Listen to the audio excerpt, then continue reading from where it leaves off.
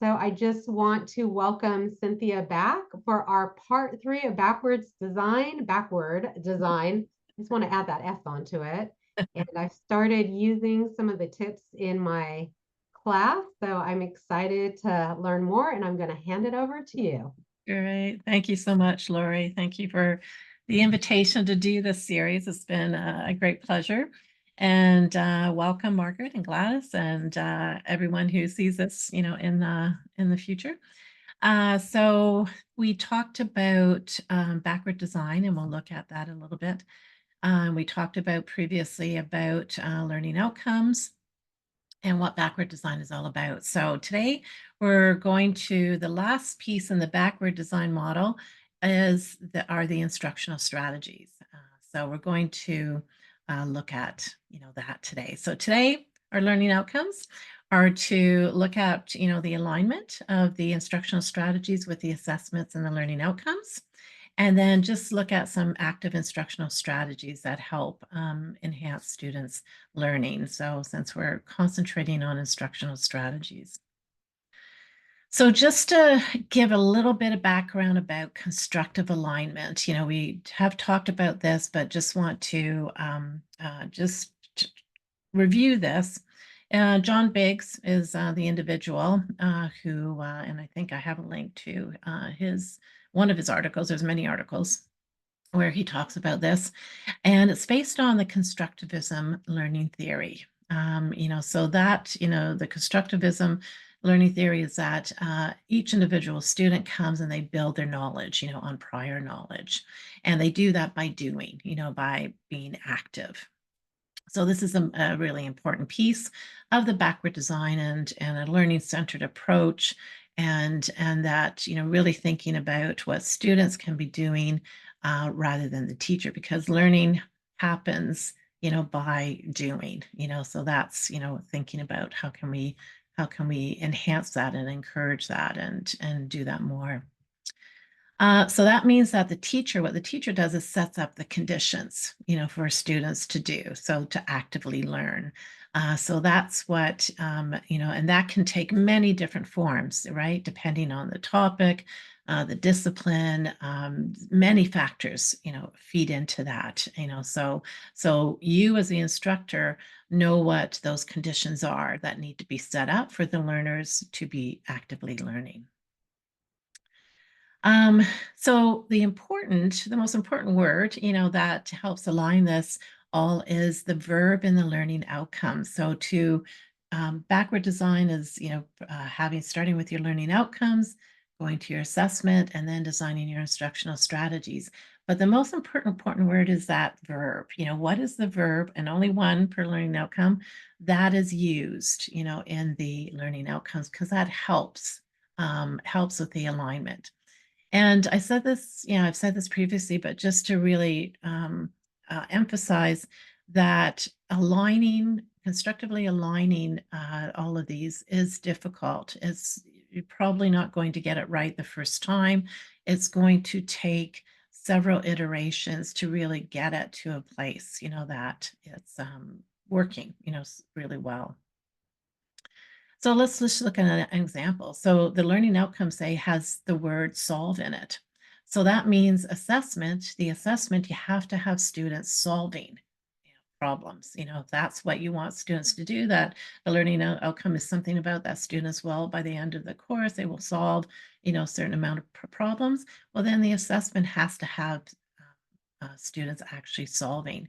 And then the instructional strategy has to have the same, that students have practicing solving problems, right? So they're practicing, they're getting feedback, on that. So that's the instructional strategies that need to be built in, because that's what your verb is. So it's may look kind of simple, but it can be difficult. And then all of that needs to be scaffolded, so that students are starting out with beginning level, at solving whatever the problems are and building up, their repertoire. So here is an example of an unaligned curriculum. So this is where you can see that the learning outcomes, are here. the assessments are not quite aligned, with the learning outcomes. And then the instructional strategies are outside of there a bit too, right? So that's an unaligned as opposed to an aligned where everything is completely inside and aligned with the learning outcomes, your assessments and your instructional strategies. So that's what an aligned curriculum looks like. Okay, so what is active learning? So thinking about instructional strategies and thinking about active learning, we want to just go through. So, what is active learning really? So this is a nice sort of comparison of active learning and passive learning. And, looking at the two. So the first one focuses on engaging students with the course material. Whereas the passive students are expected to absorb the information, presented to them. So, that engaging, and that absorbing are kind of the real difference there. Second one, active learning, it places more responsibility on the learner. Whereas in passive learning, there's more responsibility on the instructor. Now, I have had students, I've had instructors, say that they have implemented, more active learning instructional strategies, and students rebel. They're like, "Well, no, I just want to sit here and absorb because that's what they're used to." But this is where, really explaining to students the purpose and the reason that you are doing this and how it's going to impact their learning. And that's what they're there for. And that's what this is all about. Can help alleviate some of that pushback, that you might feel if students are very used to, not doing active learning. I have had eyes rolled at me many times, in undergraduate classrooms, not so much in the graduate, work teaching that I've done, but in undergraduate classes, I've had, students just like not happy, rolling their eyes, going, "Oh my God, why do we have to do this?" But once they get into it and start to do it, they realize that actually this is very impactful, and sort of try to ignore those, but I always really try to explain to students why this was important and why I was doing it. So active, it promotes higher order learning, whereas passive learning can, not always, but promote memorization. Inactive students are able to transfer and apply knowledge, whereas sometimes in the traditional lecture style, just receiving the information, so they're not necessarily able to transfer and apply it. And this comes up in different literature where, looking at transfer, um, doing research, in that transferability, and where students have written exams, they've gone through a whole course, and then they're not able after in the next course, to actually apply it, and looking at, why those differences are. So, and in the active classroom, the instructor is more kind of, they've been given these terms, people have coined, guide on the side or sometimes meddler in the middle, right? There's different ways. And the term that has been given to more passive learning is that the instructor is a sage on the stage, right? So these are, some terms that have been developed, about these different ways. So some, good reasons to think about, active learning and how it can be incorporated and why, some of the benefits of it. So what do the learners do? What are some of the active learning? This is just a small sample because there's many, many, but thinking, and I like this one because I like the fact that thinking is part of it. And one of the things that, because people go, that's not active, but it is. It's very active, having that thinking time. So you might use something like think, pair, share, right? That might be something that you already use where it has built into it that they're thinking, about a question or something that you've put forward. And then it's, they're pairing up and talking about it, and then they're sharing with a larger group. So thinking is an active strategy. But of course, things like discussing, investigating, creating, questioning, debating, role playing, there's many, we're going to look at, different ones. There's many different ways that the learner can do. And you're going to decide, which that is based on how it aligns, right, with your learning outcome. So that's endless possibilities.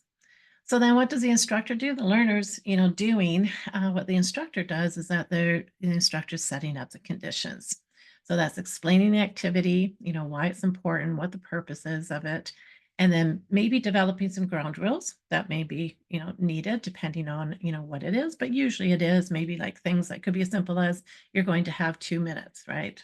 That's just, so there's always some kind of parameter, around the activity. It encourages questions, and reflections. That's what the instructor does is like, okay, if you have any questions and building in some reflection, the instructor guides the learning activity, as students are doing. And then at the end summarizes, the learning. So that's what the instructor does. Setting up the conditions, right? That, this all looks equal, but that first piece is the most, can take a lot of work. And that's where, again, I've had some pushback where, yes, someone develops has these lovely learning outcomes and then realize that, oh, to attain that, there's actually going to be quite a bit of work. But setting up those conditions often is that it is more work when you're first, implementing more active learning.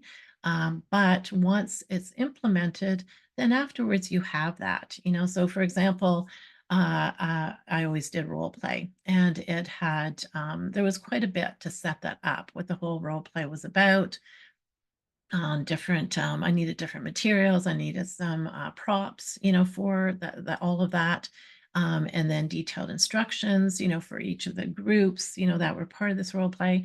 So yeah, it was a bit of work, but the impact of it, was very high. And then for myself as an instructor, it was something that then I just tweaked a little bit, and I had that, every time I taught that course. So often people say, well, I have a large classroom and I can't do it. It's too many students. But in my experience, in my office that I had in the learning and teaching unit was right across from a classroom of 250 students.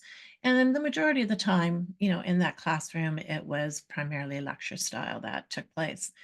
But the odd time there would be an instructor in there where it would be so noisy and so busy because the instructor had everybody talking, everybody doing, everybody creating posters or, some kind of activity. So it is possible, but as number 3 says, it may be get very loud depending how big your class is and very busy, but that's okay. It was wonderful to see, just how active it was. So most of the activities, that you see, even, think pair share, any of these can be scaled up, to larger classes, no matter the size.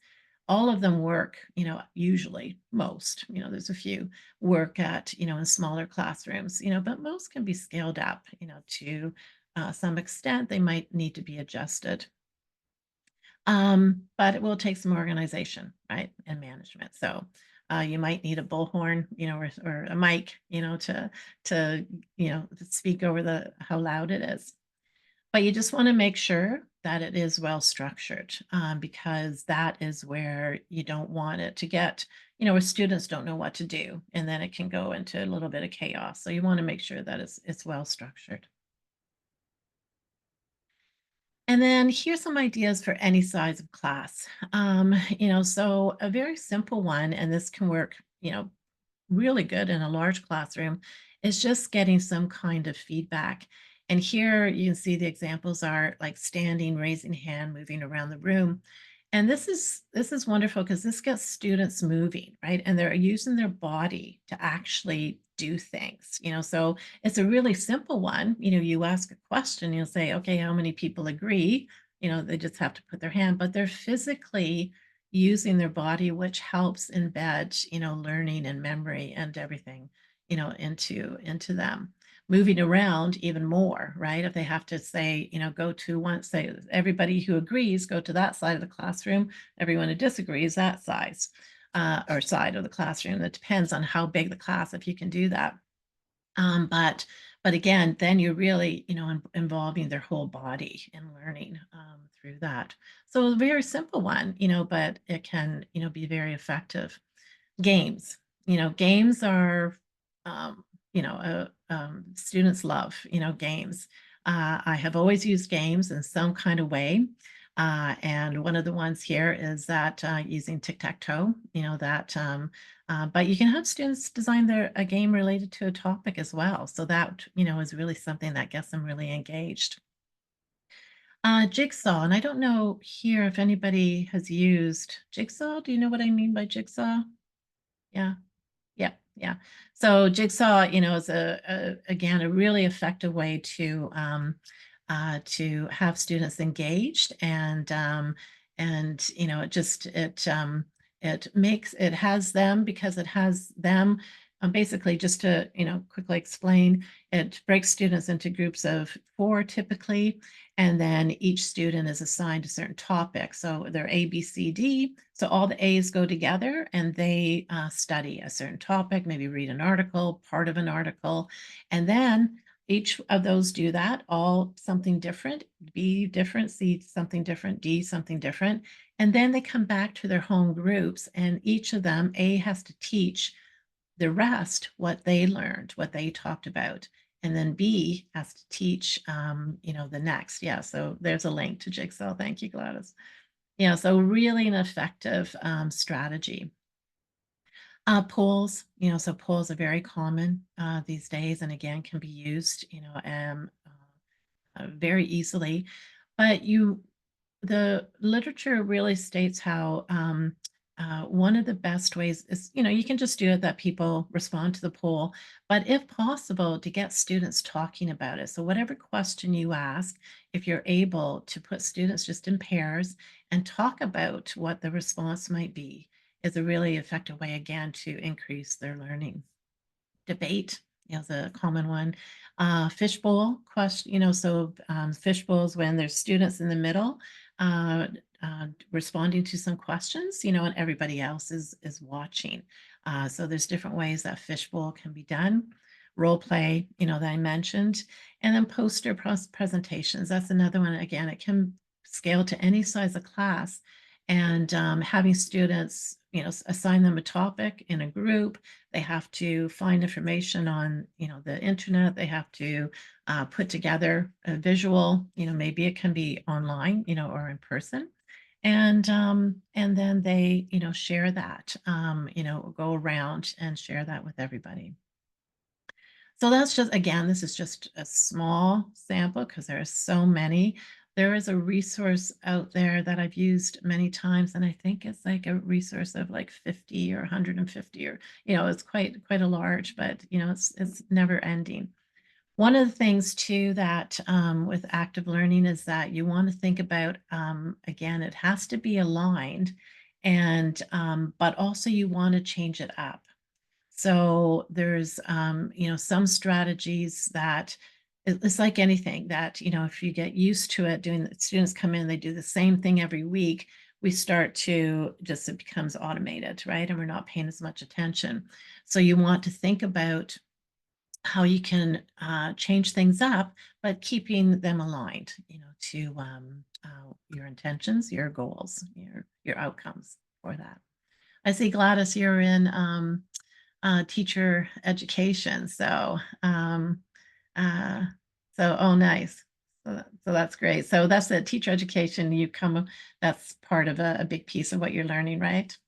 Yeah, so I was just responding to the use of the jigsaw strategy because even though I love it, I recognize that my students initially are like, I don't really like this because the way that it's structured, it makes sure that everyone participates, right? Because Yeah. students are going to become experts in a particular topic, and then they have to come back and share with their group. And not everybody likes to share or talk. So in the beginning, students can really be resistant to it.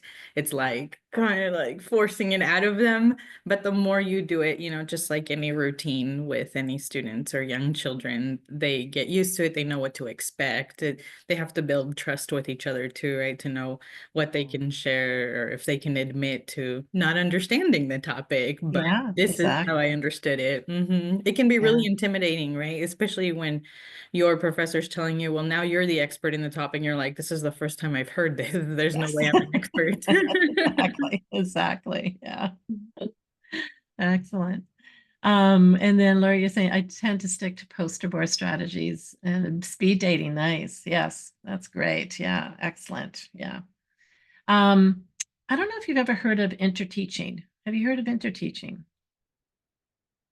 No, so maybe I will send these materials to you. I'll just make a note because interteaching is it's not that well known. It comes from the educational psychology literature. Just writing it down so I don't forget. And it's similar but different. And what it is that interteaching, I mean, the thing I love about Jigsaw is that you don't have to rely on students coming prepared, right?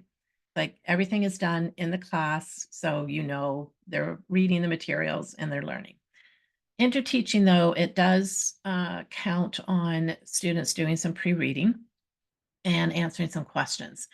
But the way it's structured is that so students are given the reading, they're given some questions, they have to respond to all of those, they have to submit it to you, before the class begins.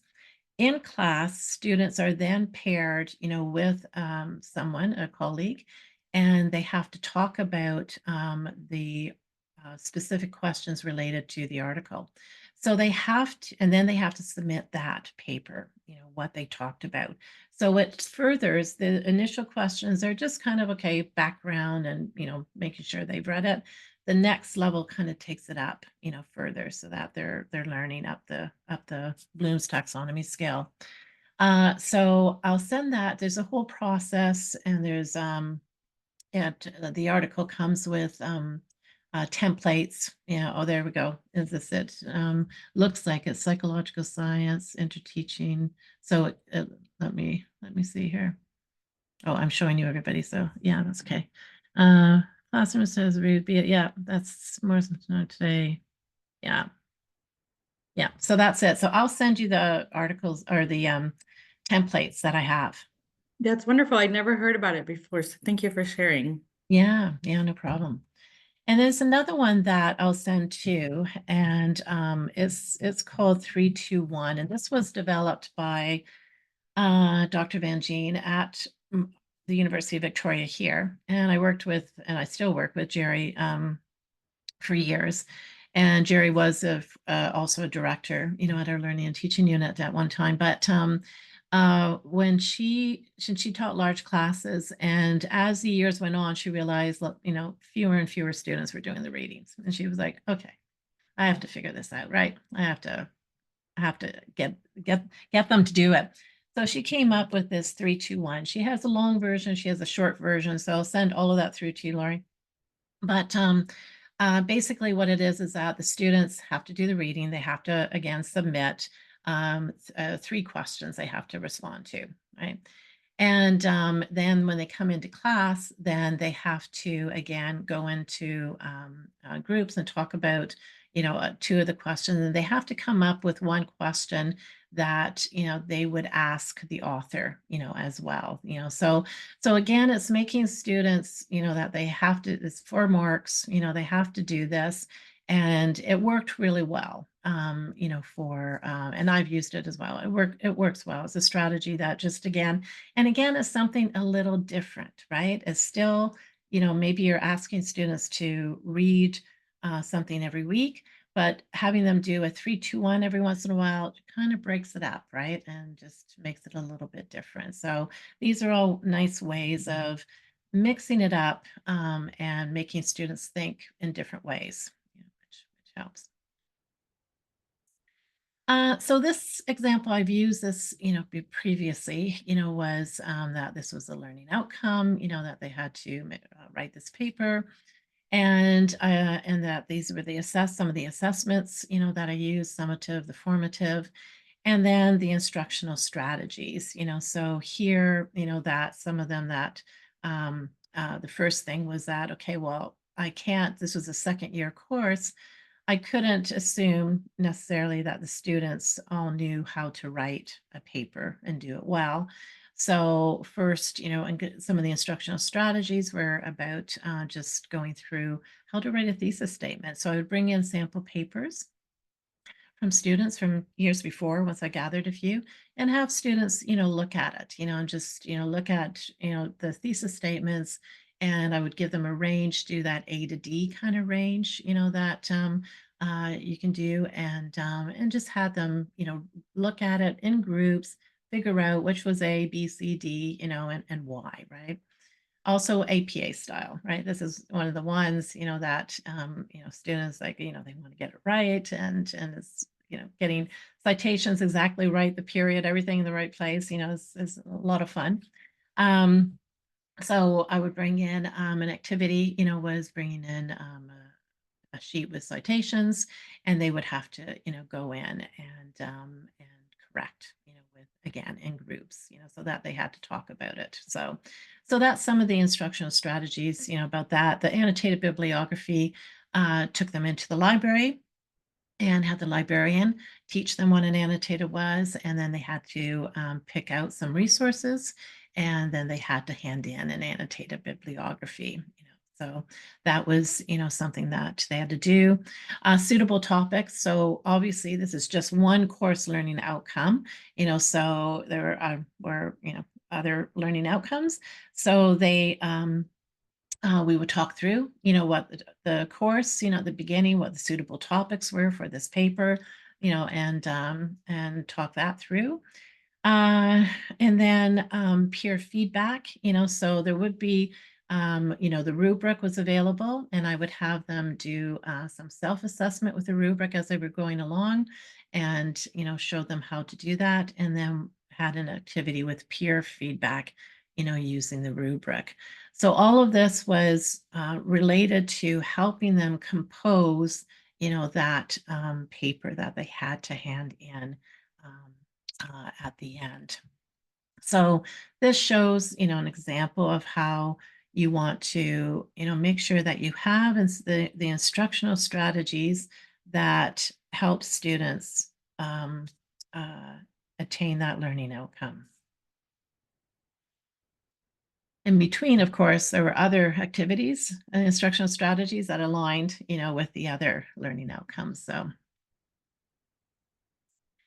Um, so here, I'm just going to look at what, so Glass, so this is my 3-2-1 learning strategy. Okay. Oh, great. Oh, good. I just Thank thought you. I'd share, since you offered to share Yeah, your templates. I created this one on Canva real quick, and right. it just gave some, because it says, 2 points that made you uncomfortable or question what you know, the 3 things you learned on a Yeah. guided tour. It was for a No. guided tour of an art exhibit. And we don't always get to do field trips, right? So you could set up a gallery walk in your classroom, and I know gallery Right. is another. Yeah. Yeah, exactly. Oh, excellent. Thank you for sharing. Um, So yeah, so here just, thinking of applications. So, just, thinking about the active learning strategies, that would been discussed or that you know of. And some of you, have already shared, that, what you would do, but think of one that you can implement, immediately into your, group, into your class, sorry. And, something that aligns with some of your course learning outcomes. And just, yeah, share something, maybe something new that you're going to try that would make sense and align. So Lori, I think you already stated that you already. Well, part of my issue right now is I'm teaching online, and because of the nature of online classes and students dropping, and then students are sort of all at different places right now, I don't do much group activities, but Right. in the past, like occasionally I'll have them do stuff on Padlets where they have to, instead of a discussion board, where they have to maybe write a quote from a book and sort of talk about it or something. I've also done it on discussion boards too, but Padlet gives them a little bit more. It's a little different. Hmm. Well, and you're teaching about writing, right? And Right, like for yeah, the book that they read. I've had them do things on discussion board where I will give them, like I've given them annotations, like made pictures of annotations that students have done and put them on discussion boards and have them talk about them, like why they're good and or why they're not good or what needs to be added. So I have tried to do some of that. But in my mhm, class, I might do something like that, but have them on poster boards or something where then groups spread around or walk around and maybe write their thoughts on them or something and then share it yeah, out. yeah, yeah. But good point about, being that you're teaching online, right? Because that is something that, is different. And I don't know if anybody else here is teaching online and has done, yeah, Gladys, yeah. Yeah, I have been teaching online mostly. This is actually the first semester that I teach in person. Oh, there you go. And so any active strategies that you have used that have been successful that are ideas for others? Yeah, online. I I heavily rely on the breakout rooms. Yeah.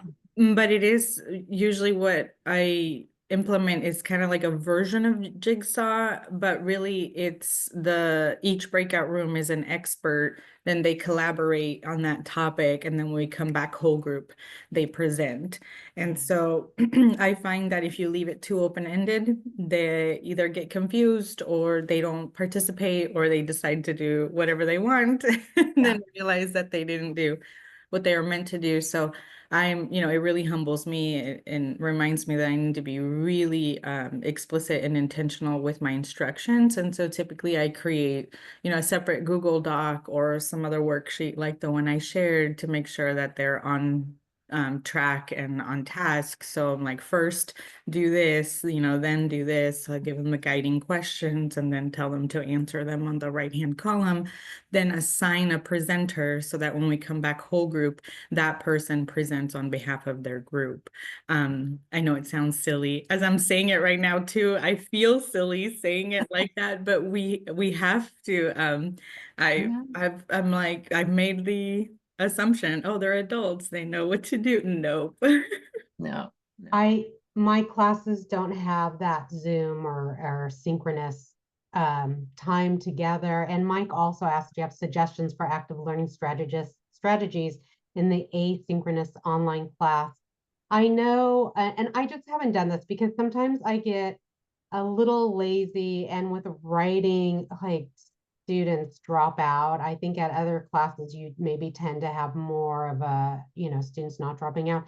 But like even with annotating, you can put them in a Google Doc and have them look at something like in groups, and then they get a group grade or something. And I know there's this other program, I can't remember what it's called now, like if you're doing annotating where they can all annotate it together and stuff. And so I think there are things like that. Mike, I don't remember what you teach. I teach anatomy and physiology. I haven't taught online since we returned after COVID.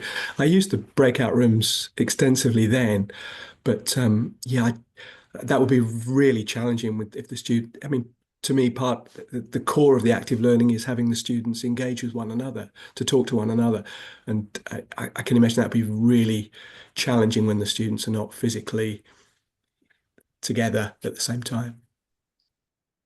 Well, one thing, and maybe Cynthia, you have ideas that we've been finding out too, is that when we've had discussion boards, a lot of students are plugging in the question to AI and coming up with an answer. So that doesn't help them. And a lot of teachers then are just like, I'm done with discussion boards because it's too much. I know one teacher has it as optional, which I think then allows, some forgiveness, because if you don't do it, probably the students who are doing it want to do it. So anyway, I'll be quiet. Maybe you have some thoughts. Yeah, no, Gladys.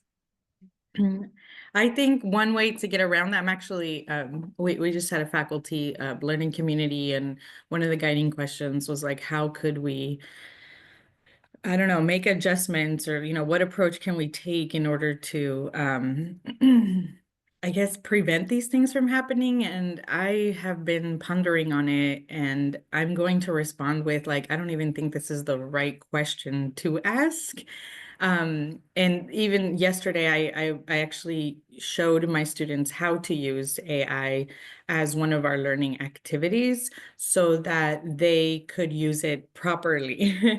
And so again, I'm in teacher ed, and so there's a bunch of AI platforms for specifically for teachers, right, that are meant to alleviate. And so the two that I used were Magic School and Conmigo, so that they could understand, in a sense, backwards designing a lesson plan, right? If we have 2 or 3, keys, or that's the only thing we know, we can start with that and then build out our lesson plan. Please understand that this AI tool, as smart as you think it might be, is not going to be able to create a universal design for learning, lesson plan, because it does not know who your students are. Only you know that.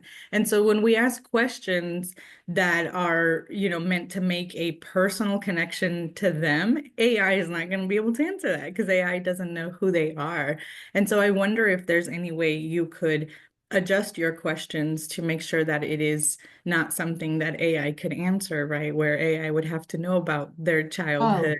No. AI can answer anything at this point. I mean, I've been, since AI has come out, I've sort of one of the persons who I started to go into different workshops on it, and I've been all the professional development that I've planned, I've gone to. And I've realized now that AI can almost do anything. So it doesn't, no matter how. So what I've decided with AI, like the last essay that I've done, I just basically said you can't use AI, but I give them a place where they can put, like, there's a tool where my students can input an essay and get feedback on it based on my guardrails. And so I'm allowing them to do that. I'm teaching them how to use AI in different areas, because I kind of feel like if we teach them how to use it in ethical ways, then they're more likely to use it in ethical ways. And I've also just come to realize that students will cheat with AI, without AI. But AI can do anything now. So there's no outsmarting it. I think it's working with it. Mm-hmm. Yeah. Yeah. No, definitely. And, I have to, say myself, I have not worked with undergraduate students with AI, so I have no experience, with that. But, all I have is the literature and what others are saying. And it's interesting looking at right now, I'm part of the conference planning committee for our national conference about learning and teaching and higher ed. And we're just today, we're doing it this morning, then I have to go back because we were going through and ranking the proposals and everything. But a lot of AI submissions, definitely, of course. But the difference that I saw in these submissions from last year and the year before is that they're more about that people have been using them, like you just talked about, Lori, in their courses. And now they've been trying things out and they're reporting what has worked and what hasn't worked, for them and how they've used it. So really looking forward, to those sessions happening in June to, really see what, people have been using and their experience with, or instructors have been using and their experience with it. But going back to Mike's, question with, asynchronous, it's a really good question, Mike, because that is, so do you have did you say you're coming up to that? You're going to be, you're designing an asynchronous course right now for anatomy? No, I'm not. Okay. Yeah. So you're just curious. Yeah, it just Yeah. struck me as an interesting challenge. I mean, Yeah, it's yeah, challenging it enough in the is. face-to-face environment. Yeah. I found it really difficult in the onlines, and I insisted that my classes were all synchronous during COVID. Okay. But I just cannot imagine. Maybe I just don't have the creativity to think of how to incorporate those kind of activities in Yeah. an asynchronous class. But Got I mean that reflects, my strengths. I think I always request face-to-face classes. Although I've done the online teacher training program, I know it doesn't mesh with my skill set, and I don't want to inflict that on my students. So I teach face-to-face, but I do find these discussions interesting. Yeah, yeah, yeah. Okay, got it. Mike, going through the I don't know what's going on in Canada or if it's everywhere, but going through these abstracts for this conference, there were a lot of anatomy related, teaching anatomy related abstracts. So that was really interesting to see, so this is from medical schools and other schools in Canada. So Yeah, it's but interesting. A lot of there's been a lot of development in technology, VR and AR, but okay. that's still synchronous, whether the students are in the Yes. same place or Yes. separated, to be able to share an environment, a virtual environment. Obviously, it lends itself to anatomy, to be able to walk into the heart and crawl around and see where things are. It's a fabulous experience with the headsets on. But yeah, it's about, to me, it's about the community of the students and the facilitator. And I know I don't have good skills outside of the face-to-face environment. That's why I'm curious about how you Yeah. folks work. Yeah. Yeah. So, I mean, I don't have any great suggestions, except for one that, has been around the discussion board, and having students take in charge, and that they have, so an interactive, part of it, making it active, is that instead of you being the, person who gets feedback or responds, as students are assigned, that they, for a week, they're the ones who have to moderate, the discussion and what's happening, which, in the age of AI, I don't know how that would work, but, maybe when a peer, they're speaking to a peer, it might be different, right? Students may respond differently.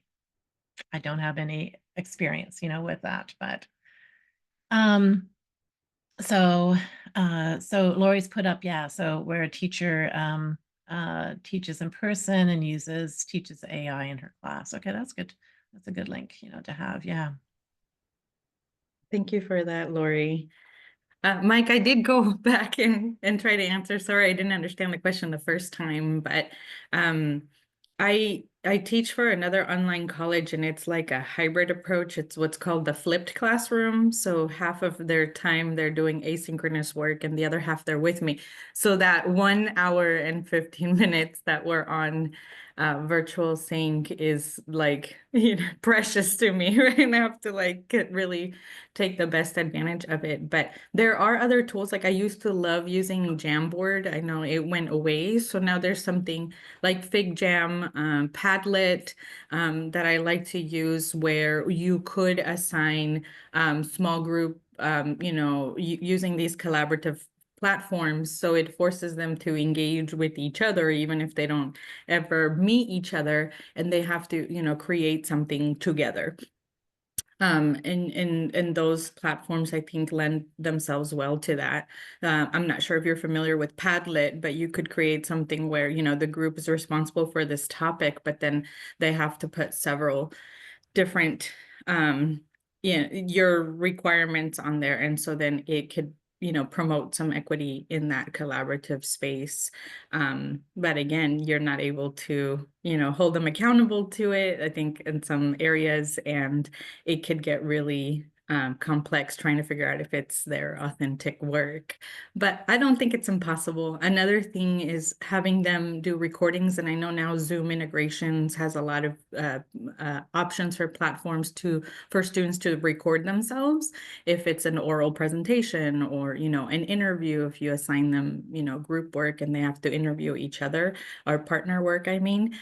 So there are those options. I think it would just be a matter of getting creative and being really intentional with the instruction so that they follow them explicitly, which is not, you know, super complicated. It just takes more time. And I think we talked about this last session, right? About the time component, the dedication to this to make sure that the outcomes are successful.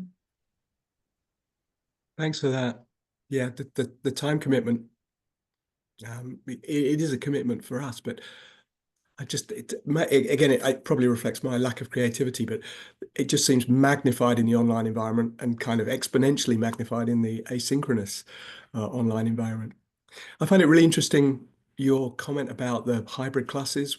We offer some hybrid anatomy physiology classes where the labs are face-to-face and the online portion is taught online, either synchronously or asynchronously. And I don't teach those classes, but you know, I'm in the break room with folks that do. And universally, they talk about how important that lab session is because it's the only time I see them in the week to check up on them, to talk to them, how are things going. And it's, I don't know, I sometimes worry that they're trying to cram the entire class into that 3-hour lab session because, oh, the students didn't watch the lecture video or they haven't done this. So yeah, that speaks to me, to the importance of the two components of that hybrid kind of class. Thank you all. I'm just going to open it up for Jennifer or Margaret, if you had any thoughts or questions or. No, I'm good. This is good stuff. Thank you. Oh, well, thank you, Margaret. Hi, Jennifer. I'm good as well. Thank you. Yeah. Okay, good. Right. Okay. Thank you for all that sharing. So yeah, just look at reading Lori's comment there about hybrid. Yeah. We do have to find what works best for us, definitely. So we kind of talked a little bit about this, already. So, having you think about one new strategy, excited about how to continue, and just active learning strategies. So it sounds like, there's, definitely some asynchronous active learning strategies, that, could be investigated more.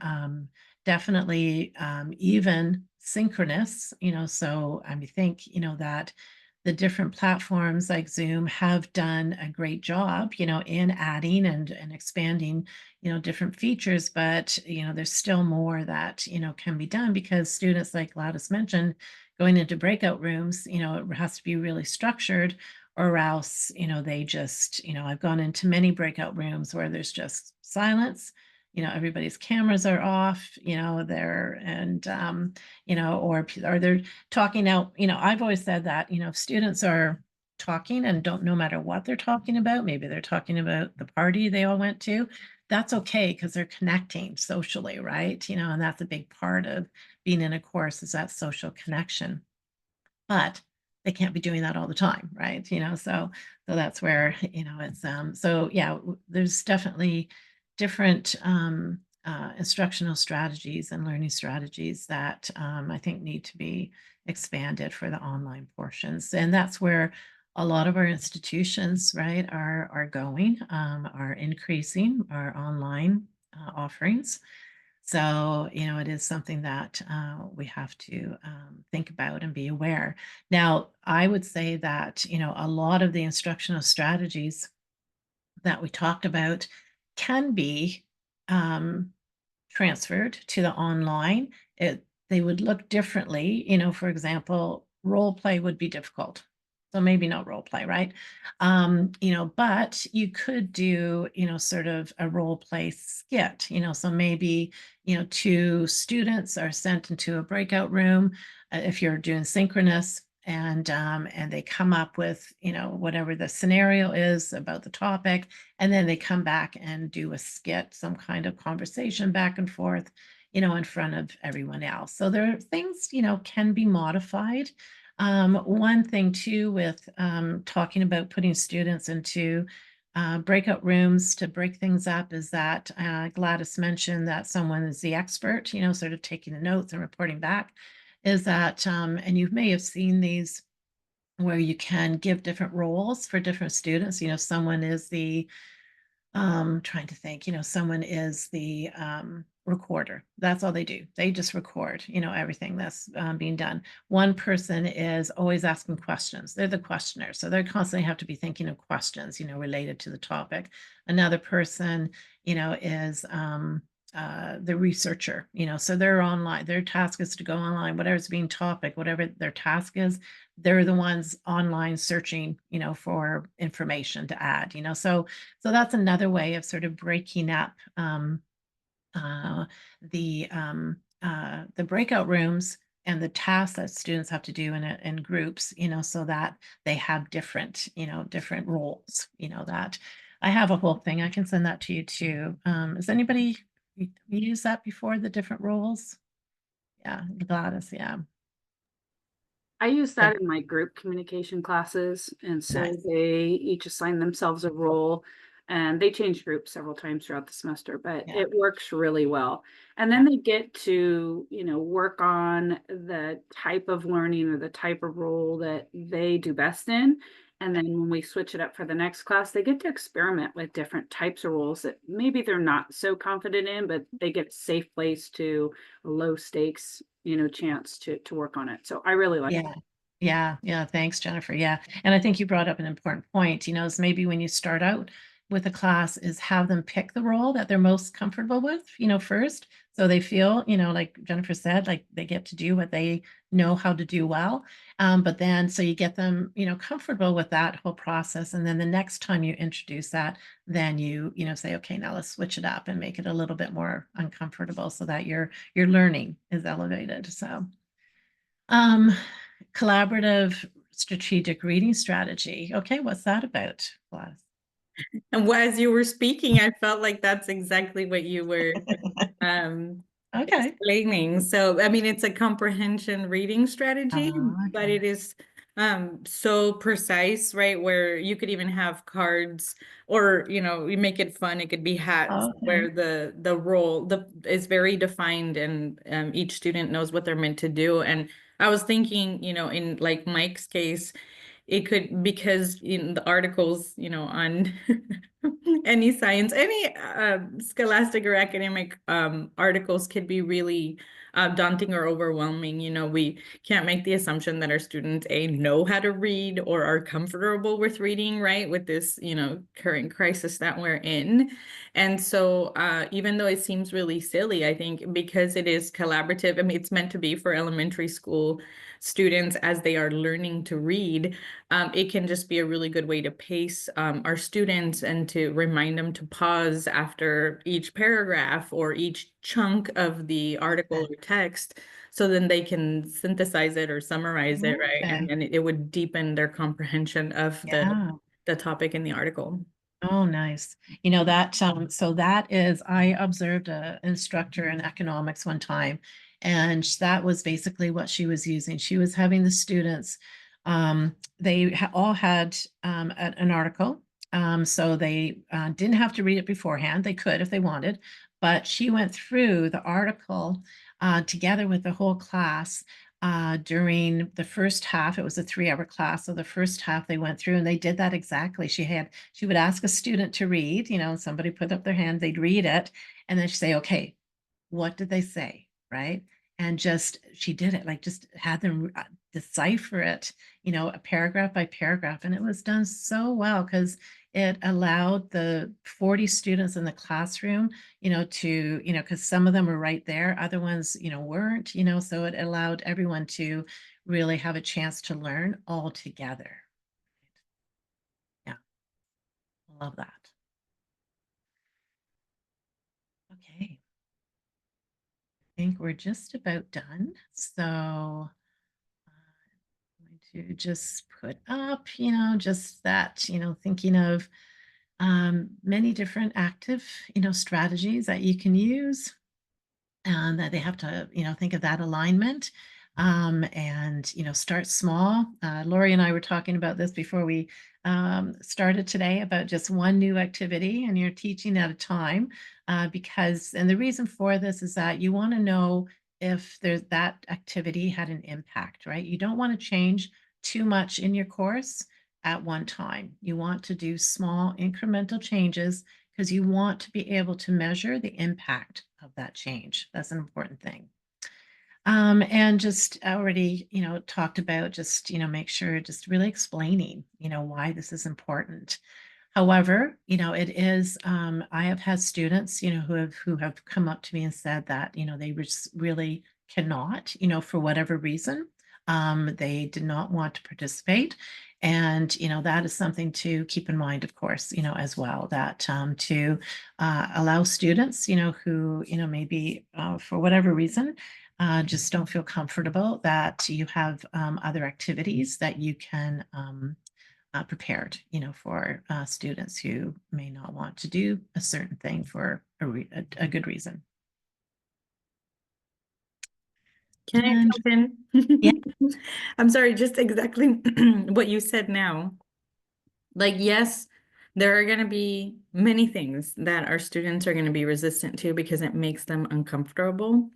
And while our gut instinct might be to give them an alternative so that they don't face that uncomfortability, I'd like to challenge you all to consider, what is us pushing our students to feel that uncomfortability teach them, right? And so I oftentimes have to say, right, and it sounds like a disclaimer, but it really isn't. It's like, hey, my job is to ensure that you are learning, and I recognize, right, acknowledge that it makes them uncomfortable, but I'd like to challenge you to try, right? And then oftentimes I find myself like a week later or 2 weeks later saying, hey, remember that one time you were uncomfortable when did Yeah. you die? Right? Like I'm quoting myself right now because I remember the sentence on Monday. I said, did you die? And no, Yeah. I have a student who has to face away, right? Like he absolutely hates, it's like nails on a chalkboard to actually do an oral presentation. So when Right. we do these like jigsaw activities, I told them, hey, you know what? I just want you to share. If you need to turn your back to the students and look at the board so that you Yeah. can read what you're sharing. Yeah. And that's a strategy for him to get over that like anxiety or nervousness of like making eye contact with a large group of folks that he's talking to. And the first 2 or 3 times that he presented, he did that. And this Monday, I was like, hey, did you notice that we were making eye contact when you shared about, Nice. blank? And he didn't even realize that he Yeah. was Nice. already turning his body. Yeah. And he still admits, he's like, I hate it. I absolutely hate doing that. I love doing it in your class, right? And that's because from day one, I established this idea of like brave space, right? Because safe Yeah. space is not Yeah. really a real Yeah. thing. And Yeah.